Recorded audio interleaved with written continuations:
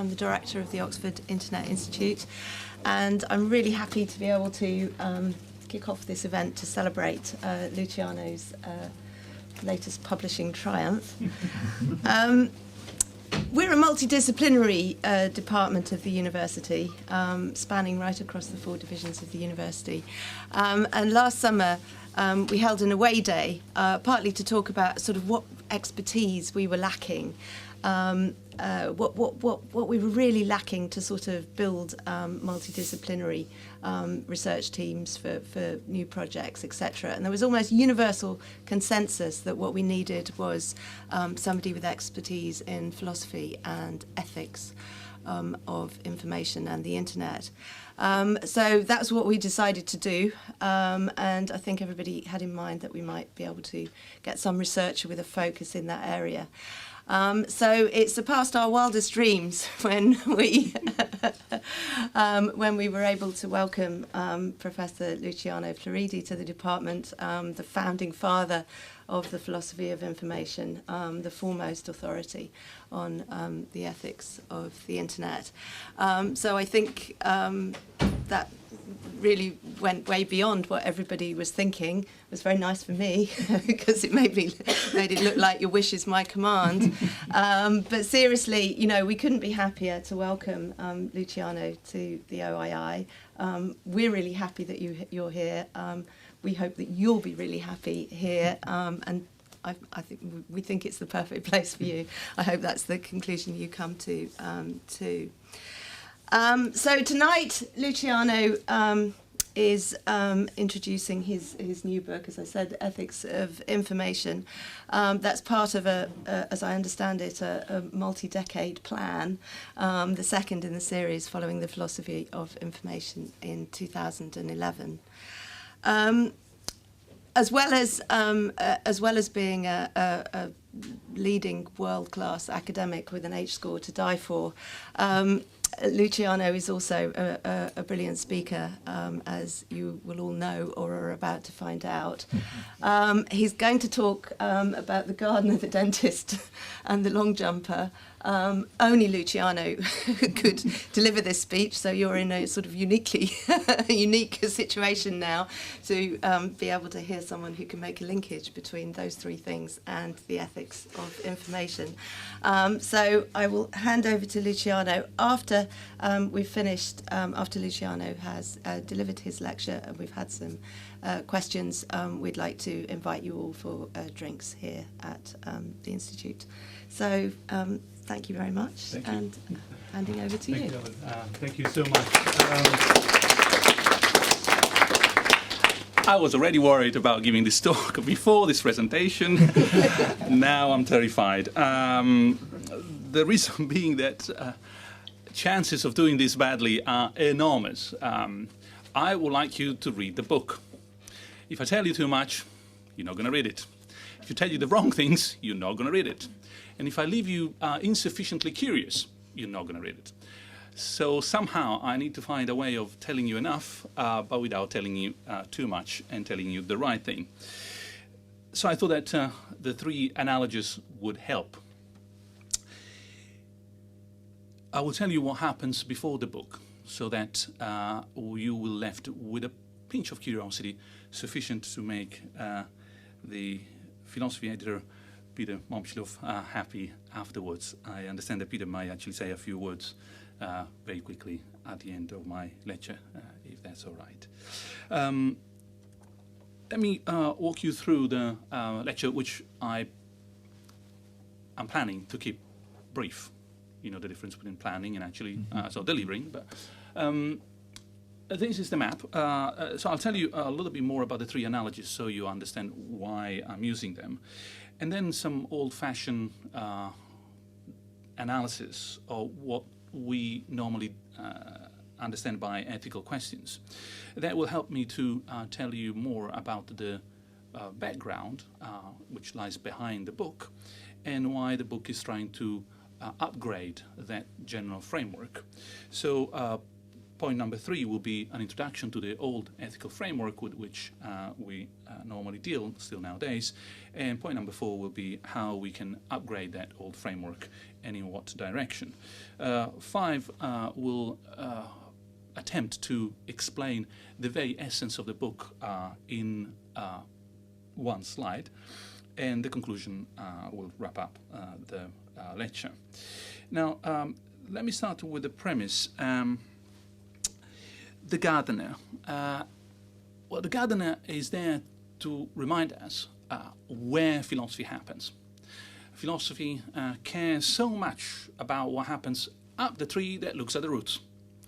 Is not going to prune the branches, is not going to look at the beautiful flowers, but that care is exercised by looking underground. So if it is obscure, literally, well, that's because we're working under the surface. And if people tend to disagree, well, try to work under the surface yourself, and you see that sometimes you bump into each other and so on. So the gardener is there to remind us where this talk is taking place. The dentist is a painful reminder of when philosophy happens, always at the last moment, because you try to resist going to the dentist or doing philosophy for as long as it takes, and then sooner or later you know it's time to do it, you know it's time to go.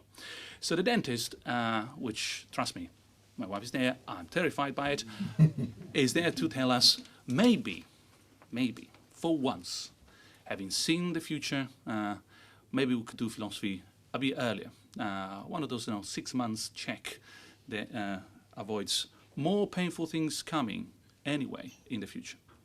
But the metaphor I want to keep running for the next half an hour or so is the next. Is not the where, is not the when, is the how.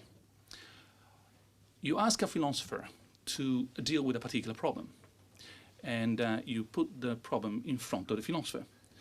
The next thing that the philosopher does is to walk in the opposite direction. You hear many people, especially politicians, shouting at you in Brussels, says like, where are you going? That is the problem. We want a solution now for that problem. Say, exactly. That's a big problem. And therefore the run-up will have to be longer. The wider the gap, the bigger the problem, the more steps you need to take in order to jump forward. So basically this half an hour is the run-up. I'm not going to tell you how am I going to jump, because that is in the book.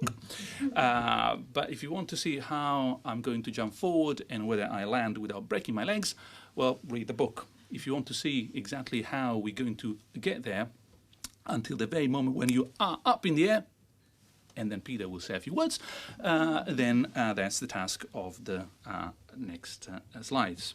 Now, the gentleman there is going to tell us a few important things. Is Mike Powell. On August 30, 1991, he set the current men's world record at the World Championship in Tokyo. It's almost 9 meters. Quite impressive, but even more impressive for us today are the suggestions he's going to make in the following slides. So that's the where, the when, and the how. Let's try to do some philosophy. Even outside academia, you find these questions being asked. The colleague who has a problem at work, the friend who may or may not want to divorce children involved, the young teenager who asks, well, what kind of job, etc. So the question that we normally ask in ethics are 3. Who should I be? What should I do? And why should I do it? Now, they are there in logical order, not in chronological order. Normally, the older you get, the more you find B pressing.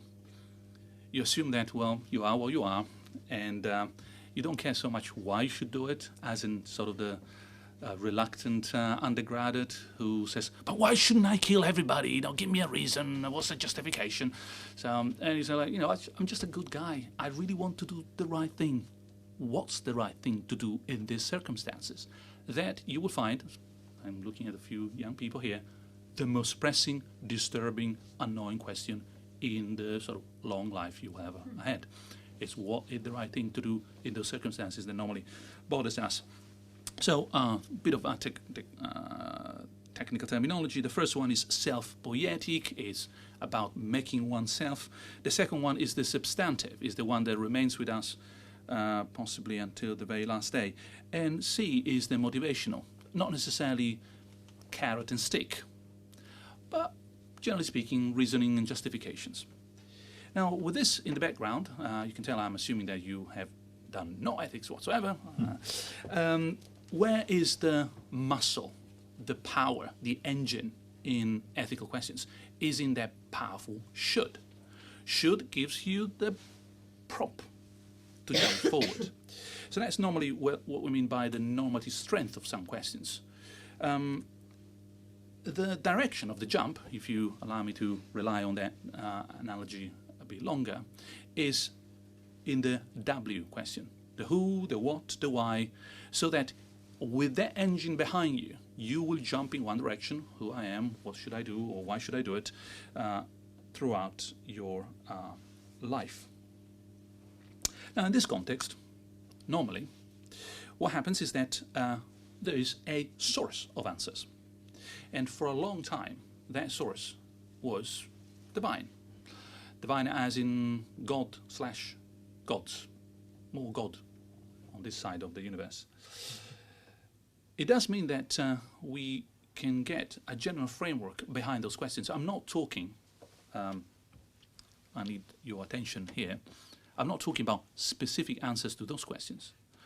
I'm talking about the sort of framework that having that source as a potential resource for your answers sets up. It's like saying, well, whatever the answers to these questions are, this is the game we're playing. And the game we're playing is a judgment and punishment, praise and blame kind of game. That's what ethics starts sounding like. It's about, well, ultimately, everybody being judged. No matter what you did, no matter how good or bad you were, you will judge anyway.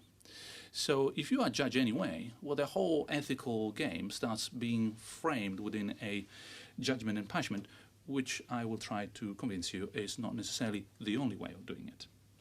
Second, precisely because the ethical game at large is about praise and blame, judging, being evaluated, it has to be, surely, a fair game. How awful would it be if we were going to be judged and unfair rules? No, head, you win, tail, you lose. That's the kind of thing that you expect. If anyone is playing tricks, then the intelligibility, the fair rules and trials, they go out of the window.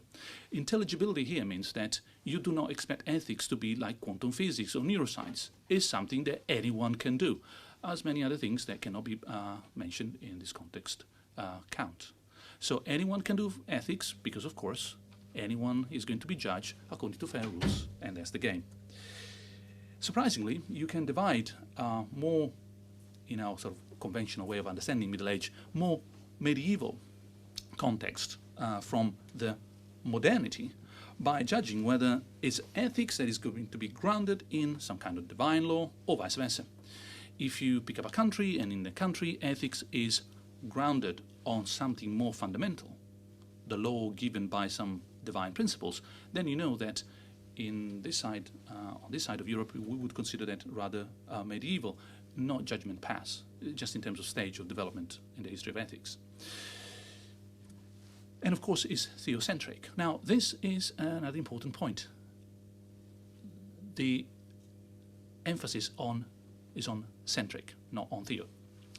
In other words, it means that whatever the game is, humanity, we are not at the center of the game. There's a divinity, there's some kind of text, there's something else that is at the center.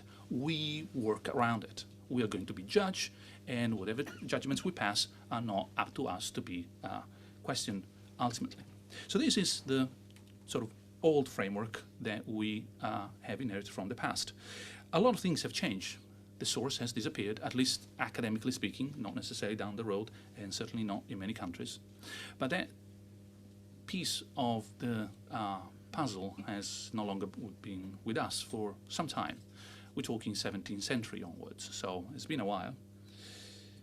So, of course, we do not expect ethics being grounded on any kind of law, divine or not, is, of course, no longer a theocentric ethics. So what's the difference? What has replaced that? Mind that we have inherited from the past 1 and 2. I hope you appreciate the sort of strange paradox that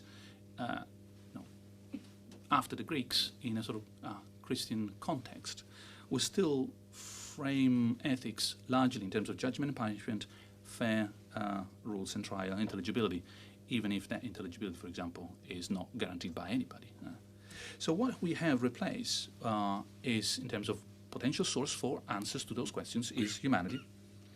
And by having humanity asking questions and humanity answering questions, then we have replaced 3 and 4. 3 and 4 now have shifted in modernity. It's ethics that grounds law, not vice versa. Or as you find there, law is grounded in ethics.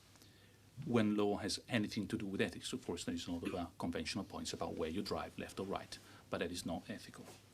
And of course, we have replaced the theocentric with the anthropocentric. Now, that is, again, the emphasis is on centric. We are now not only at the center of the game because we're asking the questions, we are at the center of the game because we're also providing the answers, and the justifications of the answers is very humanistic in a sort of modern sense. So what we have seen so far is the old framework and how that old framework in modernity has been challenged. A few things went and a few things were kept. It's a mixed bag, and we don't have time, luckily, but there's plenty to be said about this in terms of how these components do or do not fit together. While we were thinking about whether they did, whether they didn't, well, something else has happened. The revolution that is under our eyes, the information revolution, ICTs, this very institute, has happened.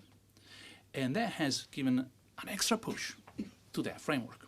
So the framework was already almost not quite making it. We were still working on how we could fix it. A patch here, maybe a little bang there, when we actually got hit again by something rather extraordinary. Not only religion has moved out of the ethical discourse, information technology has come in the ethical discourse. So a major component has disappeared, and a major component has come in. This shifting of roles within the ethical discourse has caused further disruptions.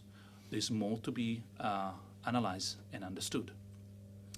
And it's here that Michael Powell becomes, once again, quite helpful.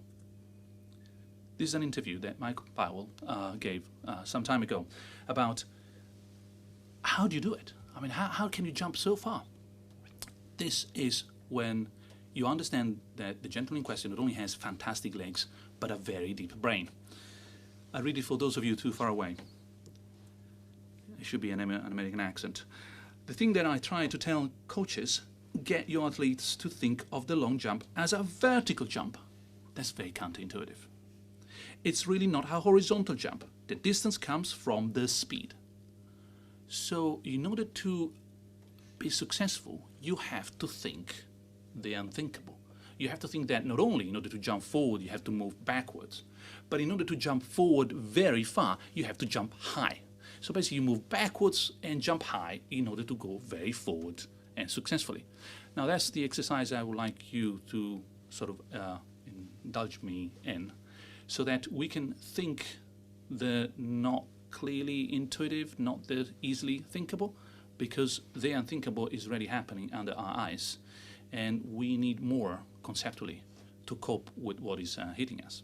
So I like to invite you to consider any moral action, killing and stealing, or just not telling the truth, as a matter of two simple elements, an agent and a patient, understood as a sender and a receiver of a message.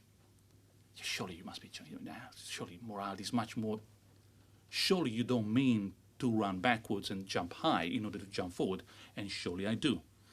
So we need to consider for a moment, at least for the next 15 minutes or so, that all there is in a moral action is, simplifying to the most, it's an agent, a patient, and an interaction between the two, which we consider just one way to simplify our life, as a message passing. Is someone sending a message to someone else. Killing is just an act of communication. Stretching it, I know, but we need to jump forward. So, in this context, how can we revise that old framework? Well, first of all, remember, number one, judgment and punishment. And now I'm talking on the side of the agent sender. If you have, imagine, in a house, kids, wife, husband, if all there is in terms of ethical discourse is judgment and punishment, all there is responsibility. That becomes the base, the ground for any other ethical analysis. Now, unfortunately, responsibility, as you can read on the slide, means that by constraining the ethical discourse around responsibility, we become unable to conceive any other agent in the world. Because, of course, no, this microphone cannot be responsible. Of course, this computer cannot be responsible. Of course, an app cannot be responsible. Nor a dog, nor a company, unless by what you mean by responsibility is just identifying the human individuals in that company who are really responsible, but not the company as a multi-agent system, not a piece of software. You look for the engineer, not for the system, not for the nation state. Now that I would recommend you to consider is only partially true. We need to be able to think in terms of non-responsibility based ethics. So we can replace judgment and punishment, and therefore the responsibility business, with something else. More on this in a moment. The other bit that we could consider in terms of replacing is the anthropocentric element. If all we can deal with are humans versus humans, well, there is certainly no environmentalism. I mean, you can't take care of either the dog, the environment, the green valley, but you cannot take care of human resources. You can't take care of a whole city, of a system, of a database, because of course those are not humans, or only indirectly, only insofar as humans are involved. So here, what is actually constraining is the concept of moral worth. You think that basically the ethical game is a game for humans only, as agents and patients. That's the Kantian view. Either you send or receive a message, but no, whatever ball you're passing around, the receiver and the sender are all human in the first place. Well, let's try to consider that as a possible constraint, and let's try to drop it. What kind of picture do we get? Well, first of all, remember, now the approach is humanity plays the game of asking the questions and giving the answers for the allegedly, hopefully, right reasons. But the 4 points are transformed in the following way. You move from responsibility to accountability. Now, accountability doesn't require mind, doesn't require intentions, it doesn't require a plan. But you can tell that the dog is accountable for making a mess in the house, and that particular system was accountable for. So basically, you trace back the causal chain to that particular element. Now, if you want to know more, that's the time to start looking at the book. But that is one first attempt that we can do in terms of reshaping the framework. Now, the second point about intelligibility, well, I think, unfortunately, we can go back to the Greeks. If at any time of humanity, we perfectly understand what it means to have the information about what's going to happen and no power to act accordingly. Now, that is just the definition of the tragic.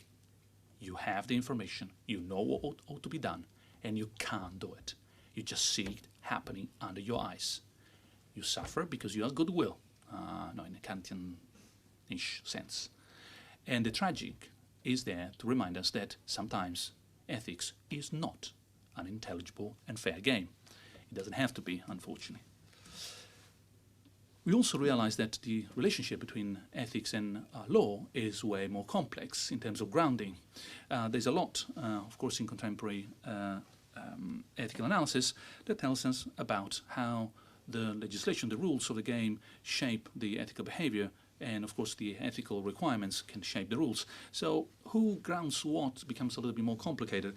I write there, just for you to remember, the possibility, for example, having a pro-ethical design of rules something that is a variation of nudging, so popular in the United States, or ethics by design. What is ethics by design if not providing the right rules and settings so that ethical behavior becomes more feasible? And of course, a concept which I like to label infra-ethics, the sort of infrastructure that makes ethical behavior easier, more feasible, that invites certain kind of actions rather than others. Now, all these are messy, trans-border issues that we find way more closer to our problems today when it comes to law versus ethics. And finally, I would like to go back, well, not necessarily to a theocentric perspective, I'm not that insane, but to a middle ground. It's not about God being at the center of the ethical discourse, it's not us being at the center of the ethical discourse, it's actually the world being at the center of the ethical discourse. And since this is not intuitive, Michael Powell will come again to give us a hand. And this is the continuation of his interview. When asked what's the most important thing about the jump, he says the approach. For those of you, again, too far away, I believe that the approach is 90% of the jump. Once you leave the ground, this whole distance that you can go is already predetermined. So really, old framework, new framework, how we got the new framework halfway through, how God came out, ICT came in, we are reshaping the oldish framework in new ways. But from what perspective? What is the right way of getting into that? How can we jump properly and achieve what we want to do? To do that, we need to change the approach. And the approach that I have taken for granted is the following. Remember, the ultimate source of answers is humanity. In that little scheme between the sender and the receiver, the agent and the patient, and the messenger in between, the questions are always asked by the I.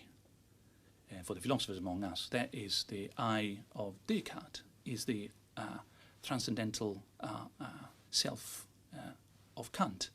It's us, as humanity, putting ourselves in charge and saying, we ask the questions, and, well, we will struggle with the answers. But we are the ones. We want to deal with this game from an agent-oriented perspective. We've done this all the time. We used to do that in Greece.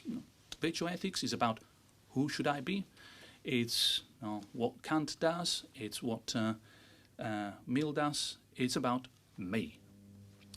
So the normative approach, remember Mike Powell, is agent-oriented.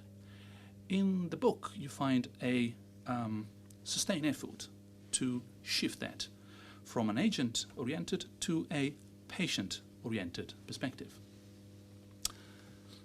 If the ultimate source of our information is the world, then maybe it is time to put the world at the center of our concerns. Let me give you a small example that we encountered literally last week when we were with a colleague who's here in Rome for the NATO Cyber War and Ethics Conference. One of the problems that NATO has is the definition of an object. What is an object worth considering as a target? And the kind of definition that they have is very Newtonian. It's very, as it were, old framework. It has to be something that you can see or touch, and then they move forward. Now, unfortunately, databases are not something you can see or touch. And yet, in cyber war, there are all networks, so they have a problem there. One suggestion I made was, well, maybe what we should consider here is place the target at the center of your concern and consider that something that can interact with you. If it can interact with you, that is a potential target. And that could be a network, a database, or an object in the old Newtonian idea. It was well received, not least because now they can target almost anything. So I didn't see that kind of corner when I made my suggestions. Now you know that if they target your mobile, it's my fault. But back to the original point. If you have a patient-oriented, then all of a sudden the kind of ethics that we are doing here at the OII is in line with environmental ethics, with medical ethics, with bioethics. These are all new ways recently discuss. No, philosophy is an old discipline, so just a few decades is yesterday.